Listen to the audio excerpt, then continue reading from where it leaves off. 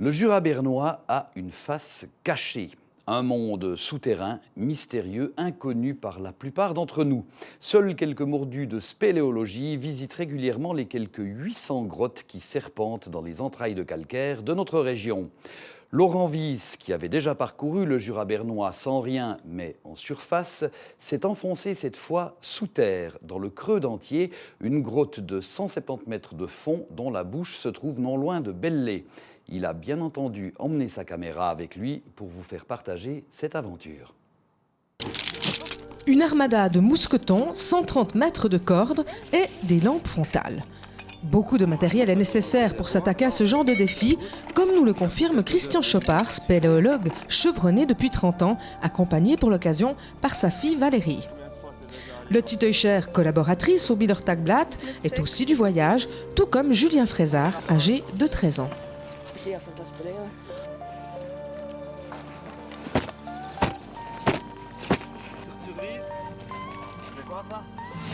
Ça, c'est si on reste bloqué pour avoir chaud sous terre.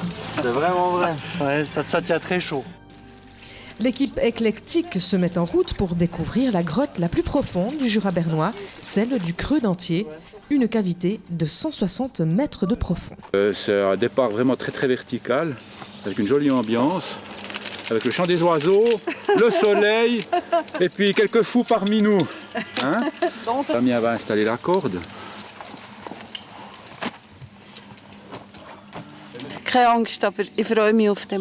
Oh non, je n'ai pas peur, je me réjouis des émotions, et puis peut-être une petite angoisse, d'accord, mais ça fait partie du truc. Une fois de plus. Voilà, maintenant, il y a ce qui va nous permettre de descendre 100 mètres sous terre. Il doit remonter. Damien se lance le premier. Le spéléologue est expérimenté. Il a visité et analysé des grottes du monde entier.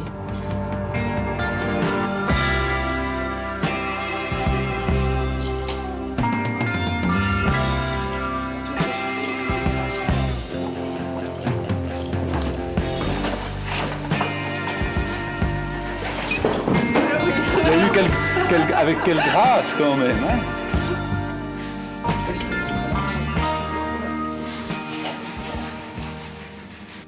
Première étape, être suspendu à plus de 15 mètres de hauteur, une difficulté qui sera suivie de beaucoup d'autres.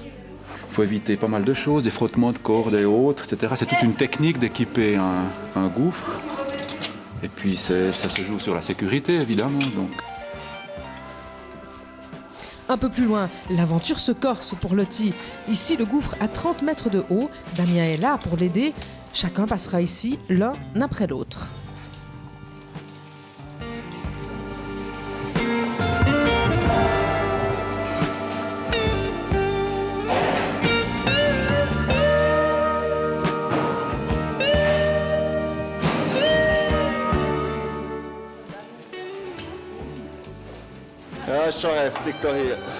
Voilà.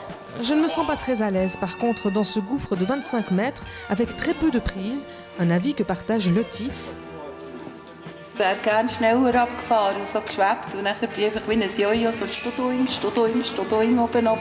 Et pourtant, à regarder Christian, spéléologue comme son père et son grand-père, la descente semble simple comme bonjour.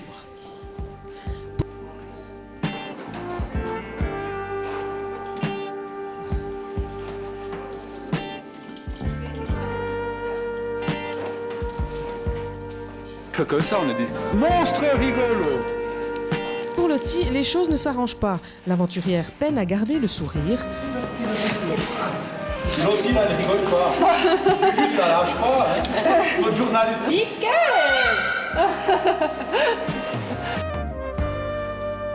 25 mètres plus bas, la magie opère comme un terrain vierge et hors de la civilisation, après 2 heures d'efforts qui ont paru durer une dizaine de minutes.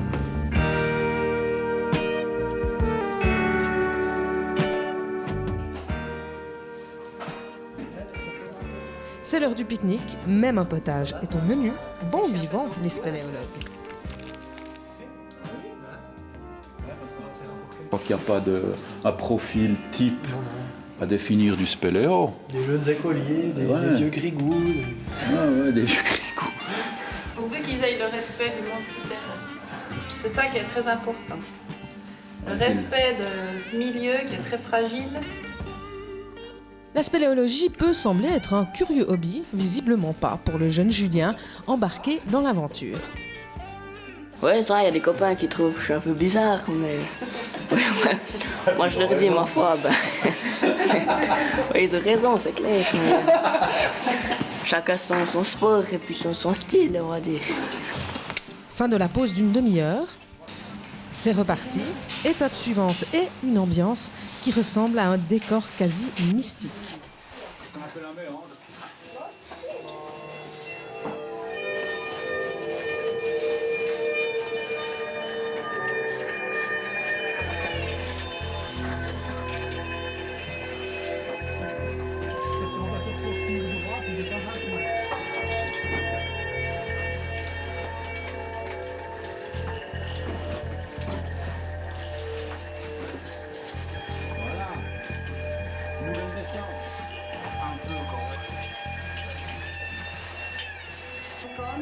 L'allée du voyage touche à sa fin. Nous sommes à 65 mètres sous terre.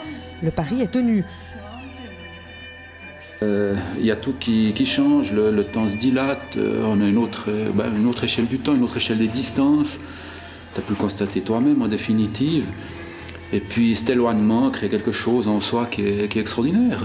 Disons que je vis des expériences difficiles à expliquer aux gens. Ils n'arrivent pas à se rendre compte de ce que je fais vraiment le week-end, où je vais, ce que je vis. Puis c'est des moments pour moi qui m'apportent énormément. C'est vraiment difficile de donner des mots. Julien me fait penser à Spider-Man, bondissant de tous les côtés, soudain à gauche et puis à droite.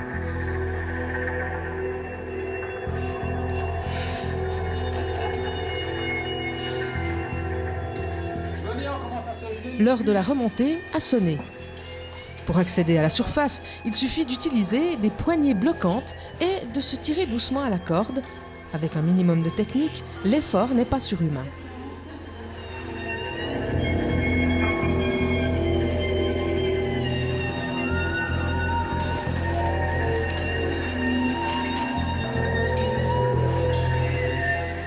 Damien, Julien et moi formons le premier groupe de remontée.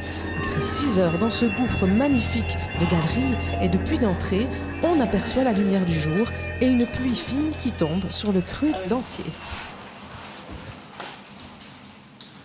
Voilà, tout ressortir, hein, après 6 heures passées sous terre.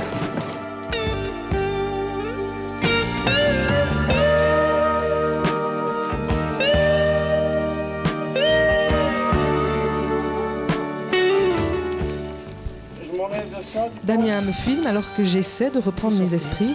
Je suis fatiguée, mais content. Content d'être en haut. Une demi-heure plus tard, le deuxième groupe, formé de Valérie, Christian et Lottie, touche également au but. Der Moment aufzukommen, ist so schön wie runterzugehen. So ist das. Le Jura bernois regorge de gouffres divers, environ 800, et les clubs de spéléologie y sont très actifs, par passion pour ces lieux différents, mais aussi par convivialité, exemple vivant d'amitié dans cette belle aventure. Tadadam! Et que la fête commence. Après la grotte, la beuverie. Et bravo, mais faites pas trop longtemps. Santé, buvez plutôt, sinon on perd du temps. Santé à notre caméraman et merci beaucoup. Ce n'est que quelques jours après cet incroyable voyage que j'ai réalisé l'ampleur de l'aventure. Ne plus être avec ce qui m'a entouré, mais véritablement être ce qui m'a entouré. La peur de la verticalité s'en va comme dans un rêve et tous les sens sont en éveil. Un peu comme l'a résumé Lottie, c'est comme un bon trip sans cam.